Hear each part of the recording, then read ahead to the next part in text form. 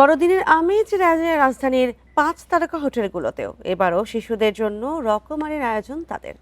উপহারের পাশাপাশি রাখা হয় নানা ধরনের খেলা। এছাড়া শতপদের বিশেষ ডিনারের ব্যবস্থাও করা হয়। বড়দিনের কেকের নানান ডিজাইনও নজর কাড়ে শুধু খ্রিস্টান নয়, বড়দিনের আয়োজনে সমাগম ঘটে সব সম্প্রদায়ের মানুষের।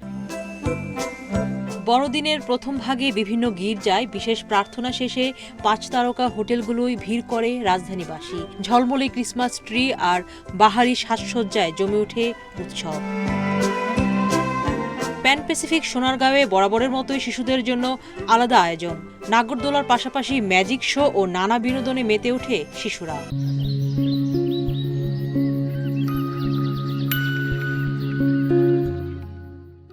এখানে অনেক ভালো লেগেছে, কারণ বেবিদের অ্যাক্টিভিটিসগুলো অনেক ভালো ছিল। কিভাবে ভালো করে আমি টাইমটা স্পেন্ড করতে পারবো সারাদিন, আর টাইম লিমিটেশন নাই। আমার বেবি 2 ইয়ার্স এর ছোট, but still he is enjoying. আর এখানকার সেফ আর ক্লিন হাইজিন মেনটেন করেছে।